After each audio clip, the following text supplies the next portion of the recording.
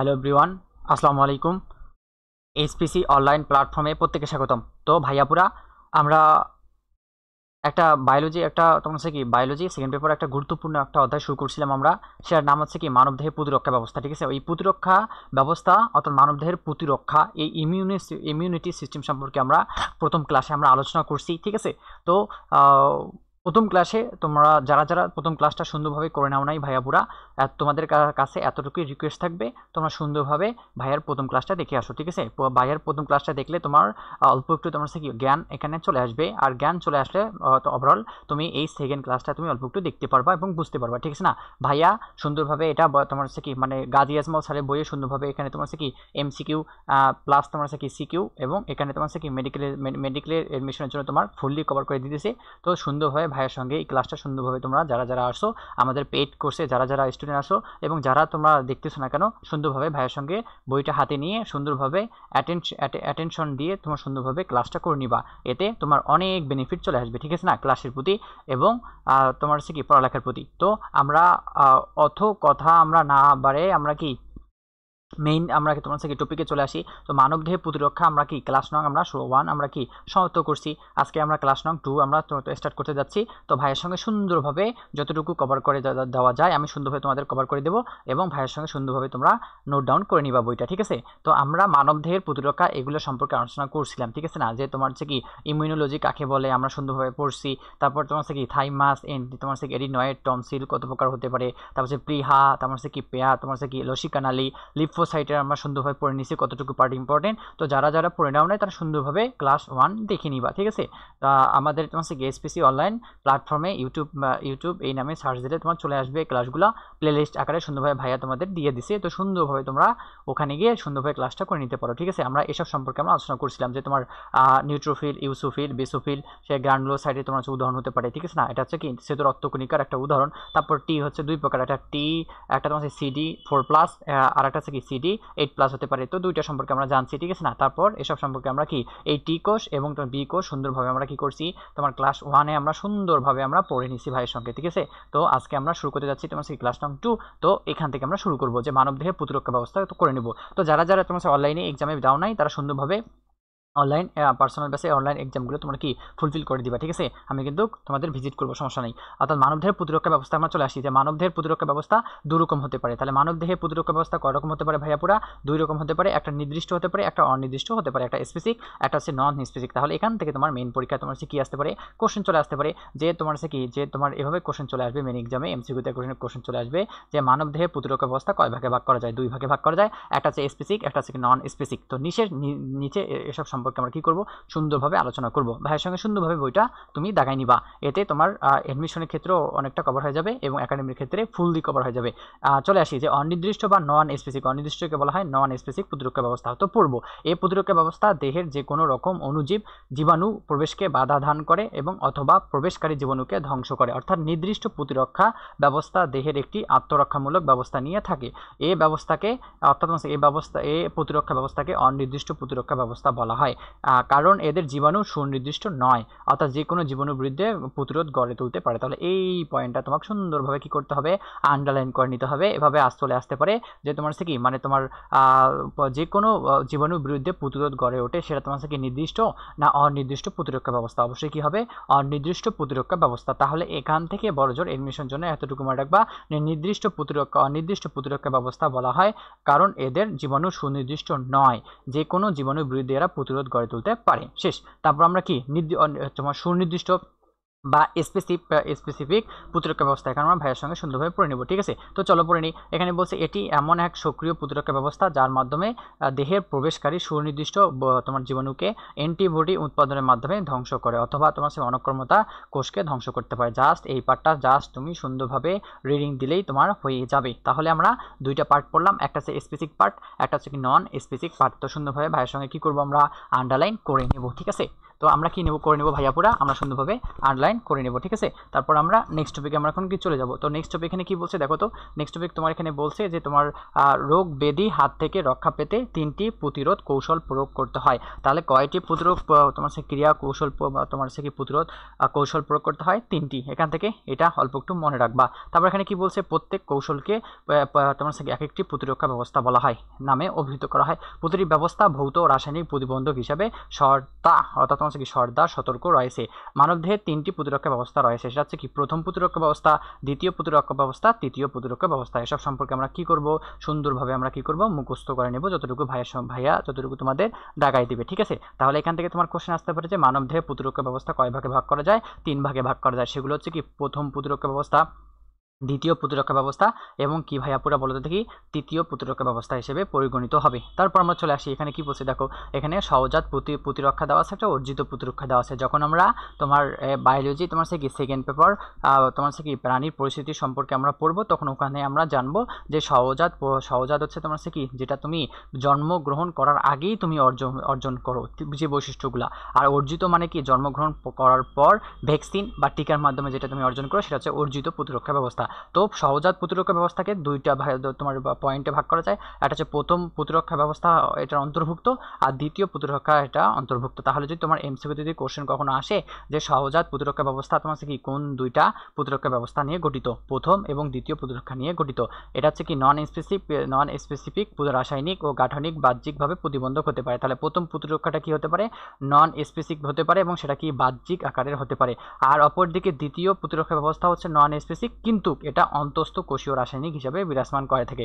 তাহলে আমরা এতটুকু সম্পর্কে জানলাম। আর অর্জিত প্রতিরক্ষা ব্যবস্থার মধ্যে যে প্রতিরক্ষা স্তর তোমার অন্তর্ভুক্ত সেটা হচ্ছে কি ইমিউনো সারা বা তৃতীয় প্রতিরক্ষা স্তর। তাহলে তৃতীয় প্রতিরক্ষা স্তর কিসের প্রতি সারা প্রদান করে থাকে?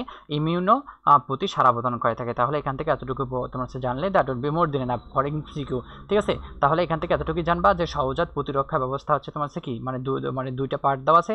একটা হচ্ছে প্রথম প্রতিরক্ষা স্তর নিয়ে গঠিত, দ্বিতীয় প্রতিরক্ষা স্তর নিয়ে গঠিত।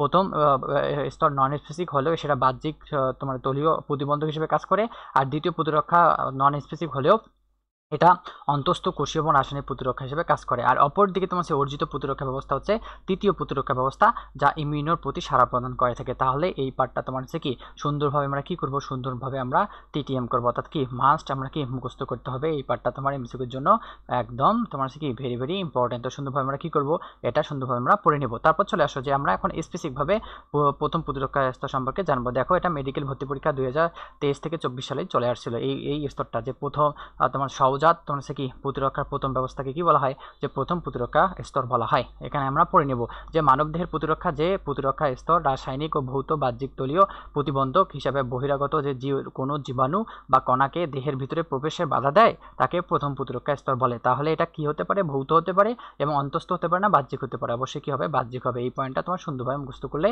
একদম হয়ে যাবে, আর তোমার এখান থেকে কিছু পড়ার তোমার কি হবে, প্রয়োজন হবে না, ঠিক আছে। তারপর আমরা চলে আসি যে আমরা নেক্সট পেজে চলে আসি। এই প্রতিরক্ষা ব্যবস্থা দেখো, এই প্রতিরক্ষা ব্যবস্থা কোনো নির্দিষ্ট বহিরাগত বস্তুকে ক্ষতিকর হিসাবে টার্গেট না করে বহিরাগত তোমার কি পদার্থকে ক্ষতিকর বিবেচনা করে দেহের প্রবেশের নিম্মুক্ত ভৌত রাসায়নিক প্রতিবন্ধকের মিলিত কার্যকর ব্যবস্থা গড়ে তোলে। তাই এই স্তরটি নন স্পেসিফিক স্তর নামে পরিচিত। তাহলে যদি কোশ্চেন আসে যে প্রথম প্রতিরক্ষা ব্যবস্থা স্পেসিফিক না নন স্পেসিফিক, অবশ্যই কি হবে? স্পেসিফিক হবে না, অবশ্যই কি হবে? নন স্পেসিফিক স্তর হবে। তাহলে এখান থেকে এতটুকুই পড়ে নিবা যে তোমার প্রথম প্রতিরক্ষা ব্যবস্থা হচ্ছে কি স্পেসিফিক না নন স্পেসিফিক, অবশ্যই কি হবে? নন স্পেসিফিক প্রতিরক্ষা ব্যবস্থা হতে পারে। যেমন কি কি উপাদান এখানে তোমার কি কোন অঙ্গগুলো রয়েছে, যেমন ত্বক রয়েছে, যাকে ইংলিশে আমরা তোমার স্কিন বলে থাকি। তারপর দেওয়া আছে লোম এবং দেওয়া আছে সিরিয়া। তো এসব সম্পর্কে আমরা সুন্দরভাবে আমরা কি ভাইয়ের সঙ্গে পড়ে নেব। অশ্রু এবং লালা অন্তর্ভুক্ত, সেরোমিনগুলো অন্তর্ভুক্ত এবং কি পশ্চিমনালী অ্যাসিড, যে পশ্চিমনালীতে তোমার কি হাইড্রোক্লোরিক অ্যাসিড থাকে, ঠিক আছে। তারপর রেচন জননতন্ত্রের অ্যাসিড হতে পারে, তারপর মাইক্রোবায়োম হতে পারে, মলত্যাগ এবং বমি হতে পারে। এই 9টা পয়েন্ট মিলে তোমার কি প্রথম প্রতিরক্ষা স্তর গঠিত। সুন্দরভাবে এখন আমরা কি করব, প্রত্যেকটা পয়েন্ট ধরে ধরে পড়ব। এখানে বলছে ত্বক চারভাবে একটি কার্যকর প্রতিবন্ধক হিসাবে কাজ করে। গাঠনিকভাবে ক্যারোটিনময়, বায়ুরোধী, জলাভেদ্য অধিকাংশ পদার্থের প্রতি অভেদ্য, অর্থাৎ সবসময় প্রতিস্থাপিত হয়।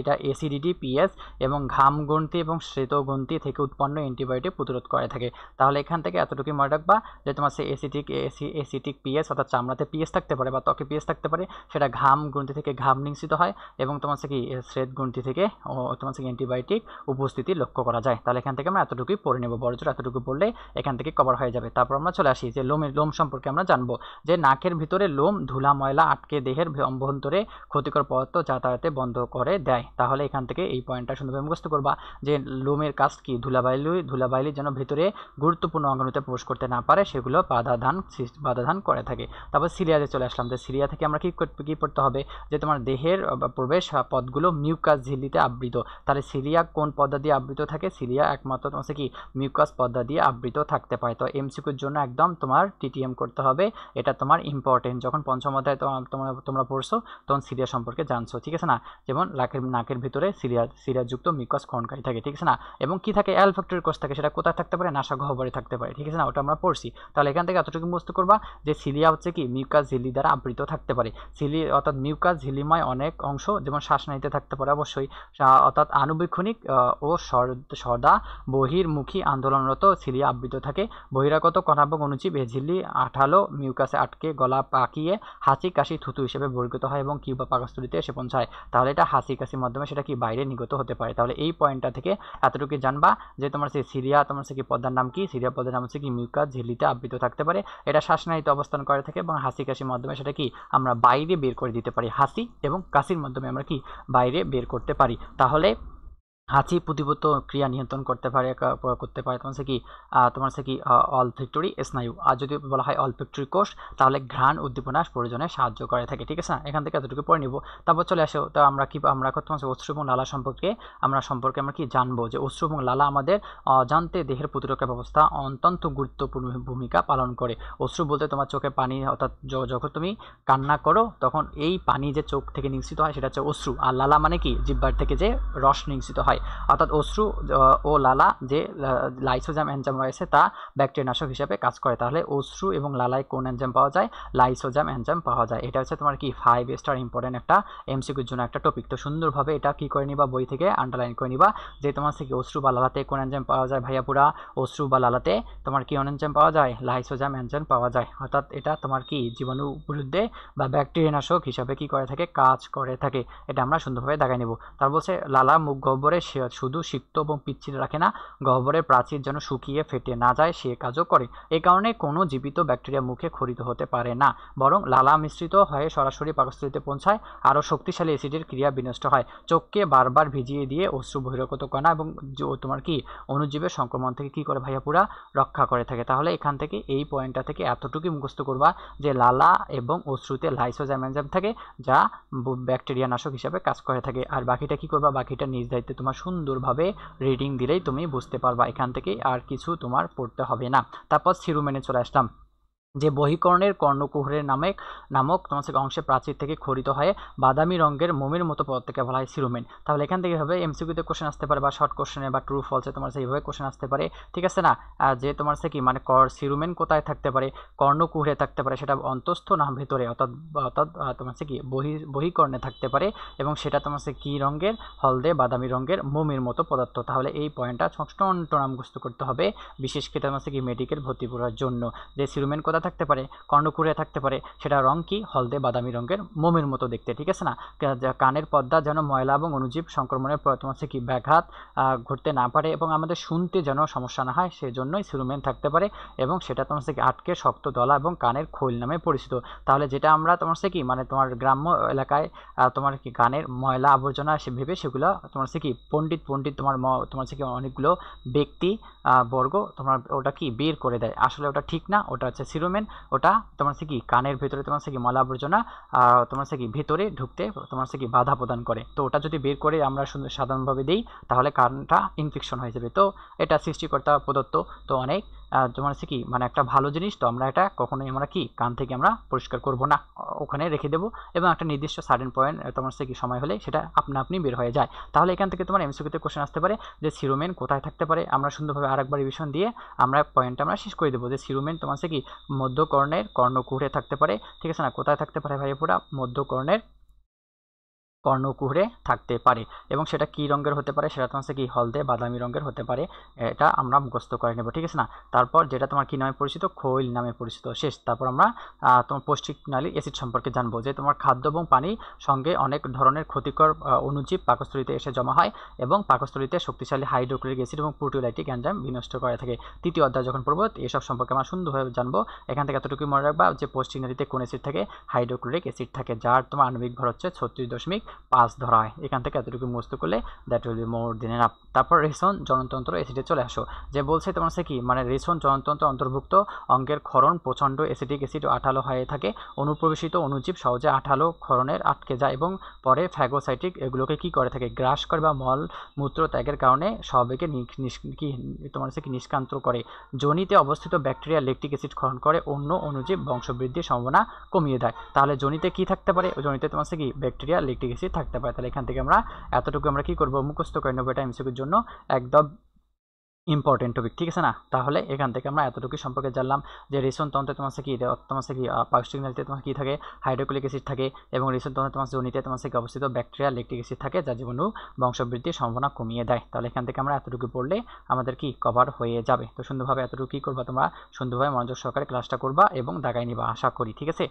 তারপর আমরা চলে আসি যে তোমার সেই ম্যাক্রো বায়োম, আমরা এখন কি পড়ে নেব যে ম্যাক্রো বায়োমটা আসলে তোমার কি, অর্থাৎ ম্যাক্রো বায়োম থেকে কিছু পদ দরকার নেই, জাস্ট আমি পড়াই দিচ্ছি, তোমার জাস্ট খালি শোনো। যে তোমার বলছে দেহের ভিতরে, অর্থাৎ কি বলছে এখানে দেখো তো, দেহের ভিতরে, অর্থাৎ দেহের ভিতরে তোমার কি বিভিন্ন তোমার কি বসবাসকারী বস্তু অর্থাৎ বন্ধু অণুজীব রোগ আর সৃষ্টিকারী অণুজীবদের সাথে পুষ্টির জন্য প্রতিযোগিতা করে, এতে অনেক সময় রোগ সৃষ্টিকারী অণুজীব ধ্বংসপ্রাপ্ত হয়। Just go for reading. তারপর বলছে মলত্যাগ এবং বমি, অর্থাৎ বমির মাধ্যমে তোমার কি আমাদের রোগ জীবাণুগুলো বাইরে বের করে দিতে পারি, ঠিক আছে না? হেডলাইনটা মুখস্থ করলে হয়ে যাবে। এখানে বলছে যে মলত্যাগ এবং বমির মাধ্যমে অসংখ্য ক্ষতিকর অণুজীব দেহ বাইরে বের হতে পারে।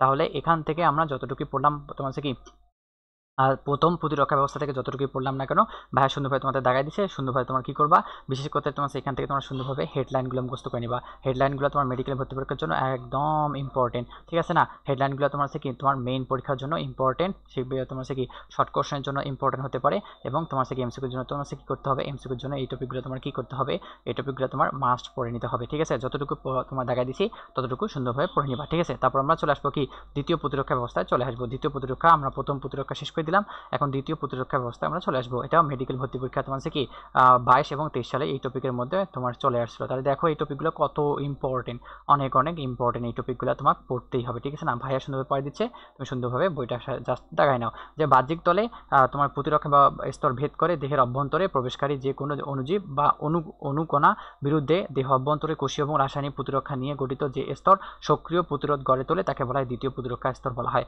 এখান থেকে তোমার কি সংখ্যাটা মুখস্থ করবে না, জাস্ট তোমার মেইন বই থেকে বা মেইন গাইড থেকে তুমি ক নাম্বারের জন্য সংখ্যাটা মুখস্থ করলে হয়ে যাবে। এখান থেকে এমসিকিউতে কোশ্চেন আসতে পারে যে তোমার কি দ্বিতীয় প্রতিরক্ষা স্তর স্পেসিফিক বা নন স্পেসিফিক, এটা তোমার কি হবে, এটা সুন্দরভাবে কি হবে, নন স্পেসিফিক হবে। নিচে বর্ণিত অন্তত 6টি নন স্পেসিফিক তোমার কি প্রতিরক্ষা ব্যবস্থা নিয়ে আমরা কি করবো এখন আলোচনা করবো। তাহলে তোমার কয়টি, প্রথম প্রতিরক্ষা ব্যবস্থা হলো 9টি, আর তোমার কি দ্বিতীয় প্রতিরক্ষা ব্যবস্থা হচ্ছে কি 6টি। এটা কি হতে পারে, এটা তোমার এটা কি নন স্পেসিফিক হতে পারে। তার সুন্দরভাবে এখন কি 6টা সম্পর্কে আমরা আলোচনা করব।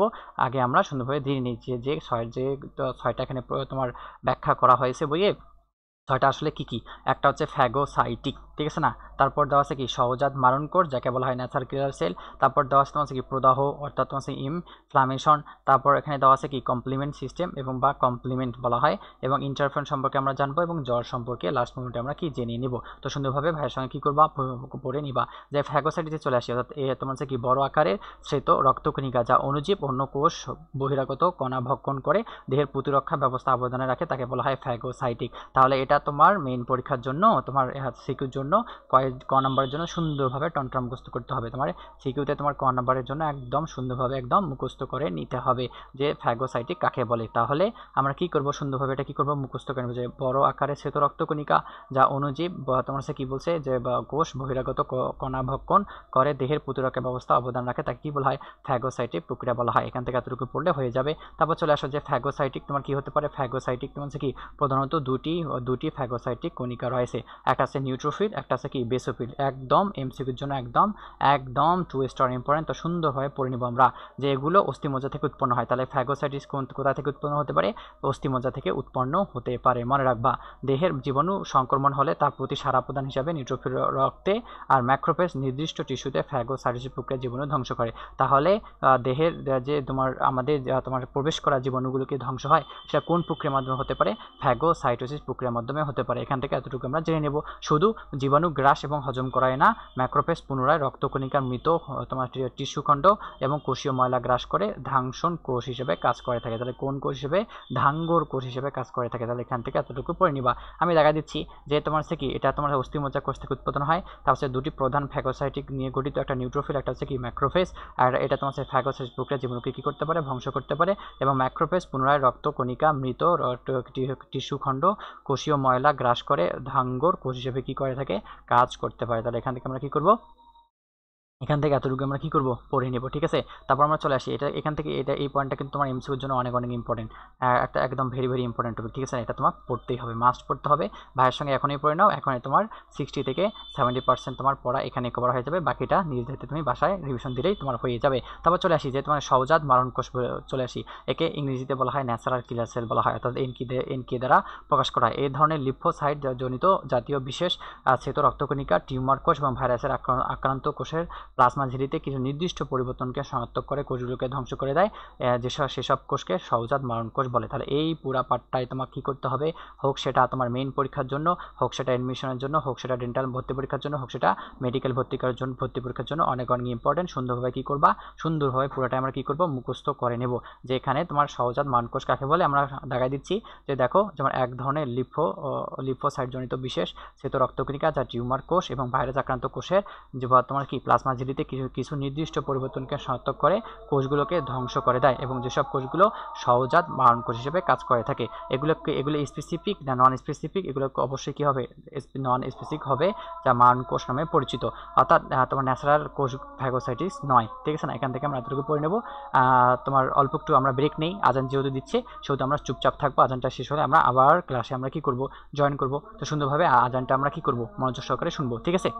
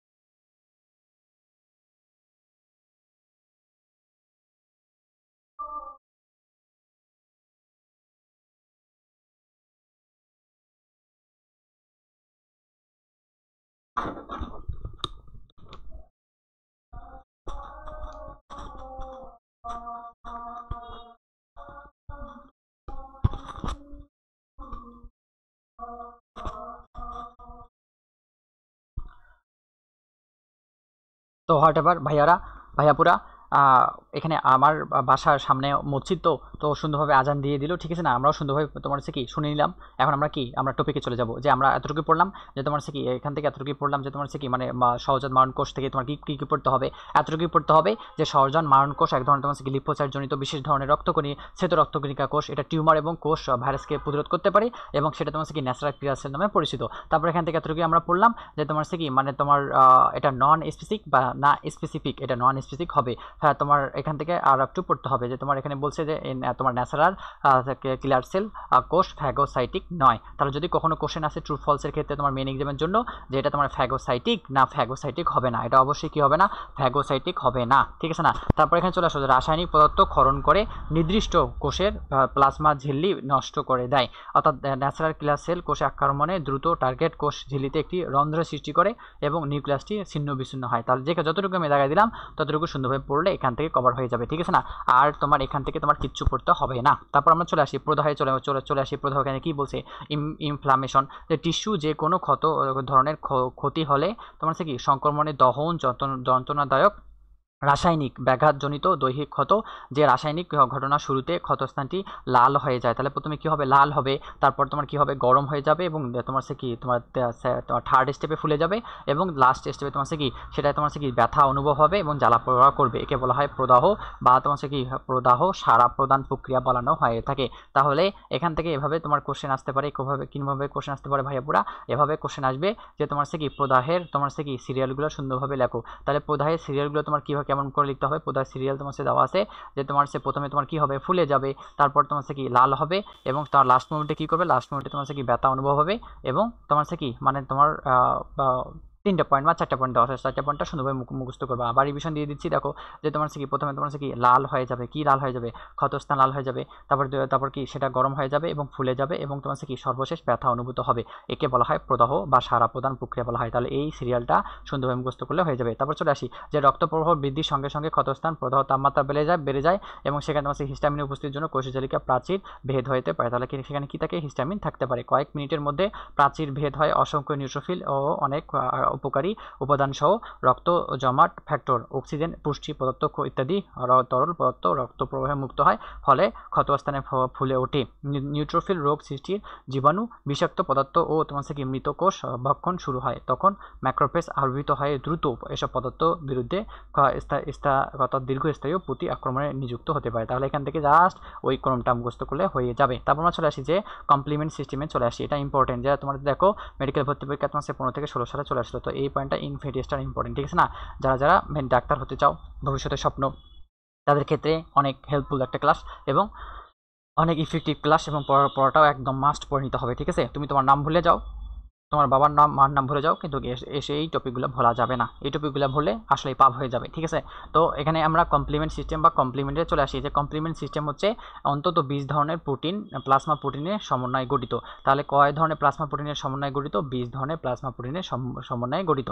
এমন একটি গ্রুপ যা রক্তে সংবৃত হয়ে অন্যান্য প্রতিরক্ষা পদ্ধতিতে সহায়তা করে। তাহলে এখান থেকে তোমার একমাত্র তোমার এমসিকিউতে আসতে পারে যে কমপ্লিমেন্ট সিস্টেম কয় ধরনের প্লাজমা প্রোটিন নিয়ে গঠিত? 20 ধরনের প্লাজমা প্রোটিন নিয়ে গঠিত। তারপর স্বাভাবিক অবস্থায় এসব প্রোটিন নিষ্ক্রিয়ভাবে সংবহিত হয়, যে একবার যদি কোনো প্রোটিন সক্রিয় হয়ে ওঠে তাহলে তা আরেকটি প্রোটিনকে সক্রিয় করে তোলে। এভাবে সমস্ত প্রোটিন পরস্পরকে সক্রিয় করে স্পেসিফিক ও নন স্পেসিফিক উভয় ধরনের প্রতিরক্ষা পদ্ধতিকে উস্কে দেয়। ফলশ্রুতিতে ন্যাচারাল কিলার সেল কোষ দক্ষতার সঙ্গে টিউমার কোষ ধ্বংস করে, নিউট্রোফিল এবং ম্যাক্রোফেজ দ্রুত ক্ষতস্থানে পৌঁছায়। অণুজীবের গায়ে কমপ্লিমেন্ট আটকে থেকে নিউট্রোফিল ও ম্যাক্রোফেজকে কোষ ভক্ষণে সহযোগিতা করে, চিনিয়ে দেয়। তাহলে তোমার এখান থেকে এতটুকু মনে রাখবা যে কে কাকে চিনিয়ে দেয়, অর্থাৎ তোমার অণুজীবের গায়ে কমপ্লিমেন্ট আটকে রাখে, এবং নিউট্রোফিল তোমার কি ম্যাক্রোফেজকে তোমার কি কোষ ভক্ষণে সহযোগিতা করে বা চিনিয়ে দেয়, রক্তবাহিকা প্রসারণ ঘটিয়ে প্রদাহ সৃষ্টি করতে পারে। তাহলে এই পয়েন্টটা তোমার কি করতে হবে, সুন্দরভাবে মুখস্থ করতে হবে, যে তোমার কি মানে কমপ্লিমেন্ট থেকে এতটুকু মুখস্থ করবা যে 20 ধরনের প্লাজমা প্রোটিন রয়েছে। এখানে তোমার কি অণুজীবের গায়ে কমপ্লিমেন্ট আটকে থেকে নিউট্রোফিল ও ম্যাক্রোফেজকে তোমার কি কোষ ভক্ষণে সহযোগিতা করে বা চিনিয়ে দেয়, এবং রক্তবাহিকা প্রসারণ ঘটিয়ে প্রদাহ ত্বরান্বিত করে। এখান থেকে এতটুকু পড়লে হয়ে যাবে। 5 নম্বর পয়েন্টটা হচ্ছে কি বিশেষ ক্ষেত্রে এটা অনেক ইম্পর্টেন্ট। এটা যেমন তোমার কি মানে 11 অধ্যায়ে তোমার জীব প্রযুক্তিতে পড়ছো, এখানেও পড়তেছো, অর্থাৎ তোমার কি মানে বায়োলজি বায়োলজি তোমার হচ্ছে কি ফার্স্ট পেপারের চ্যাপ্টার 11-তে তোমার হচ্ছে কি এই তোমার হচ্ছে কি ইন্টারফেরন সম্পর্কে তোমার আলোচনা করছে।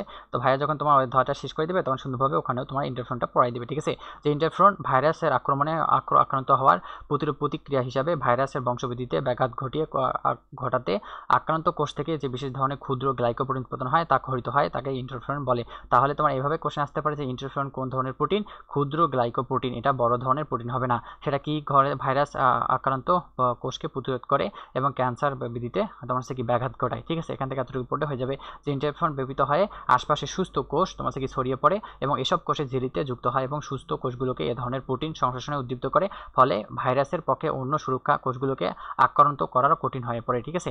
অর্থাৎ ইন্টারফেরন অন্যান্য ক্ষরণ অন্যতম স্পেসিফিক প্রতিরক্ষা ব্যবস্থা। তাহলে এখান থেকে তোমার কোশ্চেন আসবে যে তোমার ইন্টারফেরন এটা তোমার হচ্ছে কি স্পেসিফিক না নন স্পেসিফিক? এটা হচ্ছে কি নন স্পেসিফিক প্রতিরক্ষা ব্যবস্থা। ভাইরাসের বংশবৃদ্ধির জন্য যেহেতু জীবিত কোষের প্রয়োজন হয়, তাই এই সজীব কোষগুলো দ্রুত সাড়া দিয়ে ইন্টারফেরন সুরক্ষা প্রাচীর গড়ে তোলে। তাহলে এখান থেকে এই পয়েন্টটা জাস্ট খালি এখান থেকে এতটুকু মনে রাখবা যে ইন্টারফেরন এক ধরনের তোমার হচ্ছে কি ভাইরাস আক্রান্ত তোমার হচ্ছে কি মানে তোমার ক্ষুদ্র গ্লাইকোপ্রোটিন, এটা তোমার হচ্ছে কি ক্যান্সার তোমার হচ্ছে কি সৃষ্টিতে ব্যাঘাত ঘটায়। হ্যাঁ, এখান থেকে এতটুকু পড়লে হয়ে যাবে এবং এটা হচ্ছে কি নন স্পেসিফিক প্রতিরক্ষা ব্যবস্থা নিয়ে গঠিত, ঠিক আছে। তারপর আমরা জ্বরে চলে আসলাম যে জ্বর অল্পই পড়তে হবে যে আমাদের তোমার হচ্ছে কি প্রতিরক্ষার শেষ অস্ত্র হচ্ছে কি জ্বর। তাহলে এটা তোমাকে মুখস্থ করতে হবে যে আমাদের প্রতিরক্ষার শেষ অস্ত্রটা কি? শেষ অস্ত্রটা হচ্ছে কি জ্বর হতে পারে। জ্বরের মাধ্যমে সেটা আমাদের তোমার হচ্ছে কি রোগ জীবাণু বাইরে বের হয়ে যায়। যে দৈহিক তাপমাত্রা স্বাভাবিকে 97 থেকে 99 ফারেনহাইট তোমার হচ্ছে ডিগ্রি ফারেনহাইট, অথবা যদি সেলসিয়াস স্কেল নিতে চাই তাহলে 26 থেকে 37.2 ডিগ্রি সেলসিয়াসের বেশি হলে সেটা কি জ্বর অনুভব হয়। তাহলে ফারেনহাইট স্কেল যদি আমরা ধরি তাহলে কত আসবে ভাইয়া? পুরা 97 থেকে 98 ফারেনহাইট, ঠিক আছে না। আর যদি তোমার সেলসিয়াস আসে তাহলে 36 থেকে 37 ডিগ্রি সেলসিয়াসের বেশি হলে আমরা কি অনুভব করি? জ্বর অনুভব করি। এটা হচ্ছে কি দ্বিতীয় প্রতিরক্ষা স্তরের সর্বশেষ অস্ত্র কোনটা? তাহলে দ্বিতীয় প্রতিরক্ষা স্তরের সর্বশেষ স্তর হচ্ছে কি জ্বর। এখান থেকে এতটুকু পড়লে হয়ে যাবে। তারপর কি ইম্পর্টেন্ট টপিক আমি তোমাদের বুঝাই দিচ্ছি, সমস্যা নেই, পড়াই দিচ্ছি। যে ম্যাক্রোফেজ যখন ভাইরাস, ব্যাকটেরিয়া, বহিরাগত কণাকে শনাক্ত করে ও আক্রমণ করে তখন কোষগুলো রক্ত প্রবাহের পাইরোজেন নামক তোমার হচ্ছে কি পলিপেপটাইড ক্ষরণ করে। তাহলে এটাও তোমার এই পয়েন্টটা তোমার হচ্ছে কি 5 স্টার ইম্পর্টেন্ট, তোমার বিশেষ করে তোমার হচ্ছে কি এমসিকিউর জন্য অনেক ইম্পর্টেন্ট হতে যাচ্ছে, ঠিক আছে না। যে বলবে যে তোমার জ্বর কি নিঃসৃত করে? যে পাইরোজেন নিঃসৃত করে, যার কারণে আমাদের দেহ কি একদম জ্বর চলে আসে এবং তোমার হচ্ছে কি একদম তোমার কি শরীর গরম হয়ে যায়। এখানে বলছে পাইরোজেন মস্তিষ্কের হাইপোথ্যালামাস বিপাকীয় পরিবর্তন ঘটায়। তাহলে কোষে তোমার আসতে পারে পাইরোজেন মস্তিষ্কের কোন তোমার কি তোমার স্নায়ুকে নিয়ন্ত্রণ করে? হাইপোথ্যালামাস স্নায়ুকে নিয়ন্ত্রণ করতে পারে। এটাও তোমার কি 5 স্টার ইম্পর্টেন্ট টপিক, ঠিক আছে না। তোমার মেডিকেলে চলে আসবে বা তোমার মেইন পরীক্ষায় চলে আসবে। যে বিপাকীয় পরিবর্তন ঘটিয়ে দেহের তাপমাত্রাকে উচ্চতর মাত্রা নির্ধারণ করে, তখন শরীর কেঁপে ওঠে এবং জ্বর আসে।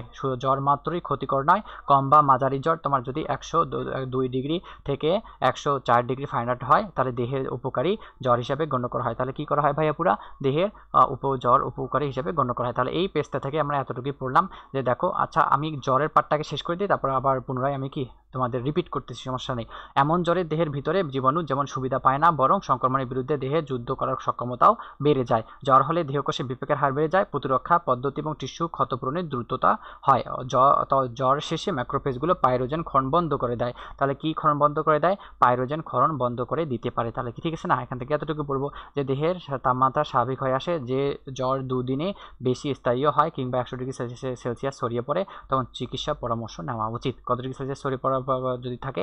100 ডিগ্রি সেলসিয়াস তোমার কি বা 100 ডিগ্রি সেলসিয়াস তো হবে না, 100 ডিগ্রি ফারেনহাইট যদি ছড়িয়ে পড়ে তাহলে চিকিৎসকের পরামর্শ নিতে হবে। তাহলে এখান থেকে আমরা এতটুকু মুক্ত করে নেব যে তোমার কি এখান থেকে এতটুকু মুক্ত করতে হবে যে জ্বর হচ্ছে দ্বিতীয় প্রতিরক্ষার সর্বশেষ স্তর, যেটা তোমার কি স্বাভাবিক তাপমাত্রা দেহে থাকতে পারে 97 থেকে 98 ডিগ্রি ফারেনহাইট। আর যদি সেলসিয়াস স্কেলে প্রকাশ করতে চাই তাহলে 36 থেকে 37.2 তোমার ডিগ্রি সেলসিয়াস চলে আসবে, ঠিক আছে না। এটা তোমার কি পাইরোজেন ক্ষরণ করে, যার ফলে জ্বর সৃষ্টি হয়। তো দেহের পাইরোজেনে তোমার কি তোমার পরিমাণ বেড়ে গেলে আমাদের জ্বর সৃষ্টি হতে পারে, ঠিক আছে। পাইরোজেন এক ধরনের তোমার কি প্রোটিন, পাইরোজেন এক ধরনের কি পলিপেপটাইড ক্ষরণ করতে পারে। এটা পাইরোজেন তোমার কি হাইপোথ্যালামাস তোমার তোমার নিয়ন্ত্রণ করতে পারে স্নায়ু। এটা তোমার কি মানে তোমার কত তোমার যদি দেহের জন্য উপকারী জ্বর বলে গণ্য করা হয় কত ডিগ্রি ফারেনহাইট? 102 থেকে 104 ডিগ্রি ফারেনহাইট। এখান থেকে এতটুকু পড়লে হয়ে যাবে, ঠিক আছে না। অর্থাৎ জ্বর যখন থেমে যায় তখন পাইরোজেন তোমার ক্ষরণ বন্ধ করে কোনটা? ম্যাক্রোফেজ তোমার কি বন্ধ করে দিতে পারে। অর্থাৎ ম্যাক্রোফেজ হচ্ছে কি শ্বেত রক্তকণিকার একটা তোমার কি শ্রেণী বিভাগ, ঠিক আছে না। শ্বেত রক্তকণিকাকে তোমার দুই ভাগে ভাগ করা যায়। একটা তোমার কি একটা তোমার কি গ্রানুলোসাইট দানাযুক্ত, একটা হচ্ছে গ্রানুলোসাইট দানাবিহীন, ঠিক আছে না। একটা গ্রানুলোসাইট, একটা গ্রানুলোসাইট দানাযুক্ত দানাবিহীন। তো এসবকে সাইটকে তোমার দুইভাবে ভাগ করা যায়, নিউট্রোফিল, ইসোফিল, বেসোফিল, আবার ম্যাক্রোফেজ আর মনোসাইট দেওয়া আছে। তো সেই ম্যাক্রোফেজ হচ্ছে কি আছে তো রক্তকণিকার একটা পার্ট, ঠিক আছে না? এখান থেকে এতটুকু পড়ে নিলে হয়ে যাবে। তাহলে প্রথম তোমার হচ্ছে প্রতিরক্ষা স্তর আমরা শেষ করে দিলাম। দ্বিতীয় প্রতিরক্ষা স্তর আমরা কি করলাম, সুন্দরভাবে কি করলাম ভাইয়া, পুরা সুন্দরভাবে আমরা শেষ করে দিলাম, ঠিক আছে না? এখন আমরা চলে আসবো কি তৃতীয় প্রতিরক্ষা স্তরে চলে আসবো, যে থার্ড লাইন অফ ডিফেন্স সম্পর্কে আলোচনা করব। তো চলো আমরা কি সুন্দরভাবে আমরা ভাইয়ের সঙ্গে পড়ে নিই যে প্রতিরক্ষা স্তর দেহের অনুপ্রবেশকারী সুনির্দিষ্ট, আগের দুইটা ছিল অনির্দিষ্ট, এটা কি হবে, সুনির্দিষ্ট হবে, ঠিক আছে না? তারপর ধরনের বহিরাগত রোগ সৃষ্টিকারী অণুজীব বা ক্যান্সার কোষ ধ্বংস করে এবং প্রথমবার আক্রমণ হওয়ার পর এসব নির্দিষ্ট ক্ষতিকর টার্গেটকে আজীবন মনে রেখে পরবর্তীতে যে কোনো আক্রমণের সময় দ্রুত এবং কার্যকর সাড়া দেয় তাকে তৃতীয় প্রতিরক্ষা স্তর বলে। এই স্তরকে সামগ্রিকভাবে কমান্ডটি ইমিউনো সারা নামে পরিচিত হতে পারে। তাহলে এটা কমান্ডটি ইমিউনো সারা নামে কি হতে পারে, পরিচিত হতে পারে। তাহলে এই পয়েন্টটা আমরা কি করব, সুন্দরভাবে মুখস্থ করবো। তাহলে এই পয়েন্টটা থেকে আমরা এতটুকুই মুখস্থ করবো যে তোমার হচ্ছে কি মানে তৃতীয় তোমার হচ্ছে প্রতিরক্ষা স্তরটা সুনির্দিষ্ট, একে বলা হয় কমান্ড ইমিউনো তোমার হচ্ছে ইমিউনোস রেসপন্স বলা হয়। তাহলে এখান থেকে এতটুকু পড়ে নিবা। তারপর চলে আসো, তারপর কি পড়তে হবে ভাইয়া পড়াই দিচ্ছে যে বহিরাগত অণুজীব বা কণা কোনোভাবেই প্রথম ও দ্বিতীয় প্রতিরক্ষা স্তর অতিক্রম করে, অর্থাৎ সমস্ত নন স্পেসিফিক প্রতিরক্ষা পেরিয়ে দেহের অনুপ্রবিষ্ট হলে প্রতিরক্ষা স্তরে সর্বোত্তম শক্তিশালী সক্রিয় এবং স্থায়ী অনাক্রমতার সারা সম্মুখীন হয়। অর্থাৎ এই সারা তিনটি বৈশিষ্ট্য তোমার বিশেষ বৈশিষ্ট্য নিয়ে গঠিত, এগুলো পড়তে হবে, জাস্ট পড়লেই হয়ে যাবে। যে এক নম্বর হচ্ছে বহিরাগত জীবাণু বা কণা শনাক্ত করে টার্গেট পরিণত করতে পারে নিজের বা তোমার স্বাস্থ্যবান কোষকে অসুস্থ, যেমন ক্যান্সার কোষ বা মাতৃকোষ থেকে তোমার পৃথক হতে পারে। জাস্ট গো ফর রিডিং, এটা আহামরি ইম্পর্টেন্ট না, তো না আসবে তোমার ইমিশনের ক্ষেত্রে, না আসবে তোমার কি মেইন এক্সামে। 2 নম্বর পয়েন্টে চলে আসি যে বহিরাগত অণুজীব বা কণা সংক্রমণ স্মৃতি যে ধরে রেখে বছরের পর বছর নির্দিষ্ট বহিরাগত অনুপ্রবেশে দ্রুত ঠেকানোর চেষ্টা করে। রিডিং পড়বা। 3 নম্বর চলে আসো যে তোমার এটি তোমার কি সমগ্র দেহের সমগ্র দেহকে রক্ষা করে এবং অনুপ্রবেশকারী উদ্ভূত অনাক্রমতাকে দেহের নির্দিষ্ট অংশে কার্যকর না থেকে শরীরের যে কোনো অংশে কার্যকর হতে পারে। তাহলে এটা আমরা কি করবো, রিডিং পড়ে নেবো। অর্থাৎ যেগুলো পার্ট তোমাকে সুন্দরভাবে তোমাদের আমি তোমার আনলাইন করে নিলাম, যারা পার্সোনাল বেসে আসো বা তোমরা যেই ভাইয়া পুরা দেখতেছো না কেন, সুন্দরভাবে বইটা দেখাই নিবা। এমসিকিউর জন্য, শর্ট কোশ্চেনের জন্য সুন্দরভাবে দেখাই নিবা এবং মেইন এক্সামের জন্য ওভারঅল কি এটা অনেক হেল্প হবে এবং এখান থেকে তুমি কমন পাবা, ঠিক আছে না? তারপর এটা মেডিকেল তোমার থেকে এডমিশনের জন্য বইটা অল্প একটু দেখাই নিবা, অনেক ইম্পর্টেন্ট। তারপর আমরা সুন্দরভাবে আবার রিভিশন দিয়ে দেবো, ঠিক আছে না? ভাইয়ের সঙ্গে সুন্দরভাবে চলো আরেকবার রিভিশন দিয়ে দিই। তো এখানে আমরা রিভিশন দেবো যে তোমার প্রথম প্রতিরক্ষা দেহের জীবাণু অনুপ্রবেশে বাধাদান সৃষ্টি করতে পারে। দ্বিতীয় প্রতিরক্ষা দেহের অনুপ্রবিষ্ট জীবাণু প্রতিষ্ঠা লাভ এবং অ্যান্টিবডির মাধ্যম ছাড়া অন্য কোনো উপায়ে বাধাগ্রস্ত হতে পারে, ঠিক আছে না? তারপর তৃতীয় প্রতিরক্ষা স্তর হচ্ছে কি, এই প্রতিরক্ষা স্তর দেহের অনুপ্রবিষ্ট জীবাণু প্রতিষ্ঠা লাভ, লিম্ফোসাইট এবং অ্যান্টিবডি কার্যকারিতা বাধা প্রদান করে। তাহলে এখান থেকে এতটুকু পয়েন্ট মুখস্থ করবো। প্রথম প্রতিরক্ষা স্তর হচ্ছে কি সহজাত ইমিউনিটি সঙ্গে সম্পর্কিত, তোমার দ্বিতীয়টা হচ্ছে কি সহজাত ইমিউনিটির সঙ্গে সম্পর্কযুক্ত, আর তৃতীয়টা হচ্ছে কি অর্জিত ইমিউনিটির সম্পর্কে সম্পর্কযুক্ত।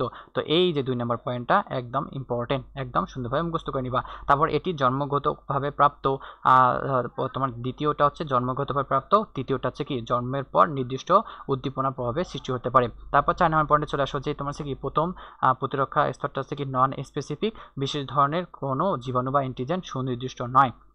আর দ্বিতীয় প্রতিরক্ষা স্তরটা হচ্ছে কি নন স্পেসিফিক, বিশেষ ধরনের জীবাণু বা অ্যান্টিজেন প্রতি সুরক্ষিত নয়। তৃতীয়টা হচ্ছে কি স্পেসিফিক, সুনির্দিষ্ট অ্যান্টিজেন এবং তোমার কি বলছে এখানে, তোমার বলছে তোমার অ্যান্টিজেন প্রতি সুনির্দিষ্ট হতে পারে। তাহলে এখান থেকে এতটুকু মুখস্থ করলে তোমার কি হয়ে যাবে ভাইয়া, পুরা বক্সটা সুন্দরভাবে মুখস্থ করে নিবা।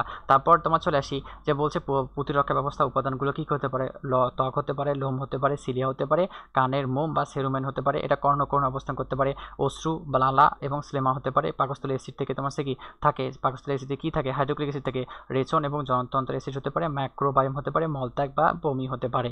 তারপর দিকে দ্বিতীয় প্রতিরক্ষার মধ্যে অন্তর্ভুক্ত হচ্ছে কি ফ্যাগোসাইটিক, প্রাকৃতিক মারণ কোষ, কমপ্লিমেন্ট সিস্টেম, তারপর বলছে তোমার সাইটোকাইনিস, ইন্টারফেরন, তারপর একিউরেট ফেস প্রোটিন প্রদাহ হতে পারে এবং তোমার কি জ্বর হতে পারে, ঠিক আছে না? জ্বর আমরা এখনই পড়লাম যে রক্ত চঞ্চল হতে পারে। তৃতীয় প্রতিরক্ষা স্তরের মধ্যে অন্তর্ভুক্ত হচ্ছে কি কোন উপাদান থাকতে পারে, যে লিম্ফোসাইট থাকতে পারে, অ্যান্টিবডি থাকতে পারে এবং স্মৃতিকোষ থাকতে পারে।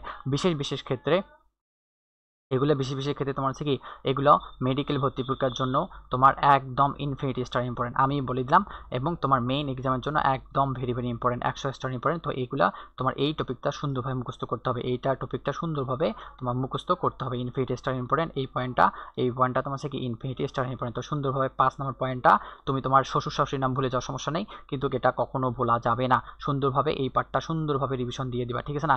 অর্থাৎ এই বক্সটা আসলে তোমার হচ্ছে কি মেইন, বিশেষ করে তোমার হচ্ছে কি এডমিশনের ক্ষেত্রে এই তোমার বক্সটা অনেক অনেক ইম্পর্টেন্ট। তো সুন্দরভাবে কী করবা, বারবার এটা সুন্দরভাবে সপ্তাহে একবার সুন্দরভাবে রিভিশন দিবা। আর যদি বারবার রিভিশন দিতে চাও তাহলে দিনে একবার দিলেই হয়ে যাবে। তো ভাইয়া সুন্দরভাবে পড়াই দিল, সুন্দরভাবে তোমরা কী করবা, পড়ে নিবা, ঠিক আছে না? তো আমরা তোমার হচ্ছে কি প্রথম প্রতিরক্ষা, দ্বিতীয় প্রতিরক্ষা, তৃতীয় প্রতিরক্ষা সম্পর্কে সুন্দরভাবে সুন্দরভাবে আমরা আলোচনা করলাম।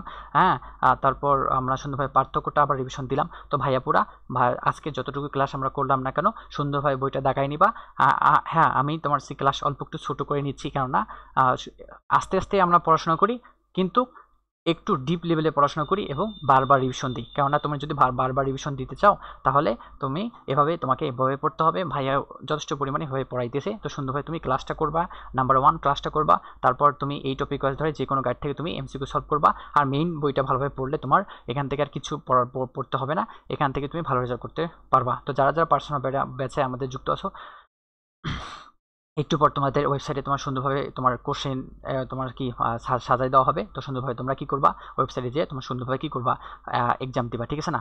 এক্সাম তোমরা মাস্ট দিবা, এক্সাম না দিলে তোমাদের রেজাল্ট খারাপ হবে। তো এক্সাম মাস্ট দিতে হবে, তুমি পড়লা কি পড়লা না সেটা তোমার ডিপেন্ড করে তোমার কি এক্সামের উপর। তো সুন্দরভাবে এক্সাম তোমরা সুন্দরভাবে দিয়ে দিবা। আর যারা যারা তোমার ইউটিউব থেকে দেখতেছো তারা সুন্দরভাবে কি করবা, ক্লাসটা করে নিবা, বইটা দেখাই নিবা, এবং ভাইয়া অল্প একটু পর তোমার এই ক্লাসে তোমার কি ডেসক্রিপশন বা তোমার কমেন্ট সেকশনে তোমার এক্সামের লিঙ্ক তোমার দিয়ে দিবে। সুন্দরভাবে ওখানে তুমি চাইলে তুমি এক্সাম দিতে পারো, ঠিক আছে? তো আজকে এতটুকুই তোমাদের সঙ্গে তোমার কি মানে অল্প একটু ক্লাস করে আমাকে অনেক ভালো লাগলো, ঠিক আছে না? তোমরা অনেক অ্যাক্টিভ, হ্যাঁ, এবং অনেক পরিশ্রমী। তো সুন্দরভাবে পড়াশোনা করো, হ্যাঁ, ভাইয়ের জন্য অনেক অনেক দোয়া করো যেন ভাইয়া সুন্দরভাবে তোমাদের অনেক সারপ্রাইজ কিছু তোমাদের গিফট দিতে পারে এবং তোমাদের সিলেবাসটা অতি শীঘ্রই শেষ করে দিতে পারে। তো ওভারঅল অনেক অনেক ধন্যবাদ, আজকে টাটা, ঠিক আছে? তোমার অতি শীঘ্রই তোমাদের ভাইয়া এই অধ্যায়ে নতুন একটা টপিক নিয়ে চলে আসতেছে। তো ওভারঅল আজকে এতটুকুই। আসসালামু আলাইকুম রহমতুল্লাহি ওয়া বারাকাতুহু।